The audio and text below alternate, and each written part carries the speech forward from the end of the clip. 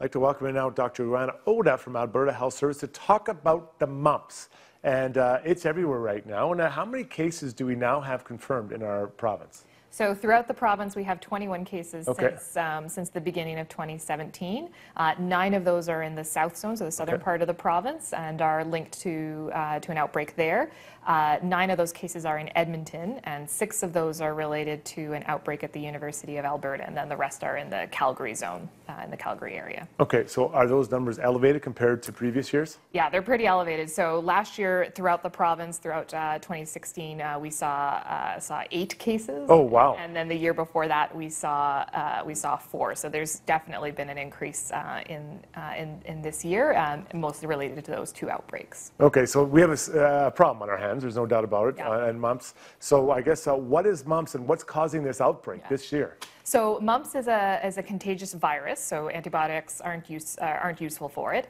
It typically causes a fever and sort of a flu-like symptom, so feeling unwell, a cough. But the classic symptom is these puffed up cheeks, usually one-sided, but it can be both.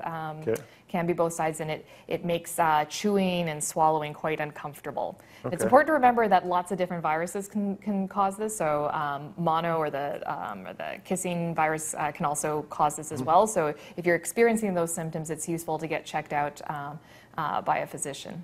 Okay, so we've got an elevated issue going here in Alberta. We know what it is. How do we treat the mumps? So most people will recover from mumps in a couple of days, in about a week, 10 days. They won't need any specific treatment. Often people will be given painkillers to treat that pain in there, or to treat the fever. But otherwise, most people will recover on their own. We do recommend that people with mumps stay home for 5 days, because that's when they can pass it on to others. And to be careful not to share drinks and to wash their hands quite regularly. But there's no specific treatment. But again, that's why it's important to get yourself checked out and tested. Okay, why have we seen this jump this year? Is it a lack of immunization, or what are we looking at? Potentially a little bit of that. In Edmonton, actually, our coverage rates we've been finding are pretty good. Okay.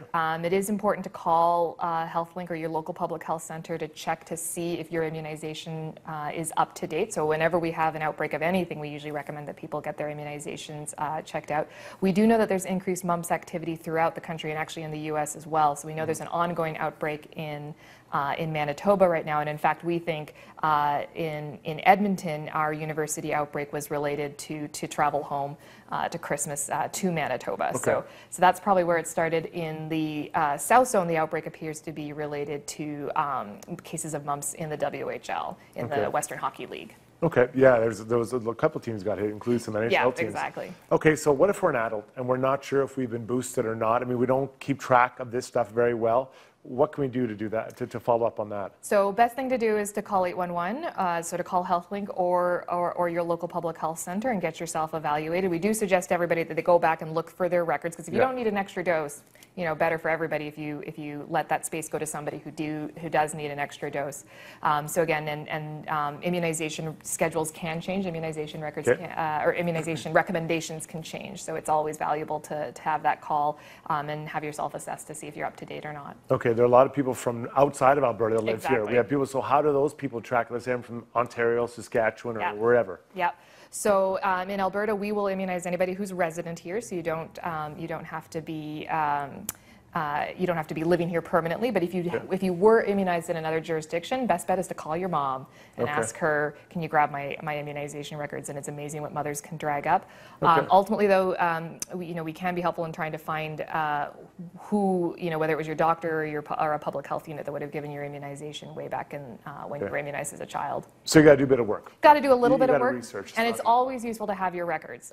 You can think of your records the same way you would think of your birth certificate or your passport. It's always useful to have on hand, and when you need it. You don't always need your passport, you don't always need your birth certificate, but it's always useful to know where it's hiding. Now, kids sports, there's a lot of high-fiving after the game, during the game, we're all swapping bottles and all that. I'm assuming that's a pretty high chance. So what can we do to prevent it at these sporting events and in general? That's a big no-no, and it's a big no-no for a whole bunch of reasons, not just the mumps. So we always say, wash your hands. It's a very effective way to prevent illness, but particularly with mumps, which is spread by sharing saliva or swapping saliva. So again, you want to avoid sharing water bottles, avoid sharing sharing equipment, and you especially want to avoid sharing the beer after the game. So get your own pint. Guys share beers after games? Yeah, exactly. I'm not familiar with that, actually. Yeah, All right. exactly. All right, thanks a lot for this, and let's hope it kind of gets under control the next little bit here. Exactly, yeah, that's my hopes. Thanks for having me. All right, let's take a quick pause here on Dinner Television. Still lots more to come as we work towards the top of the hour here on Dinner Television.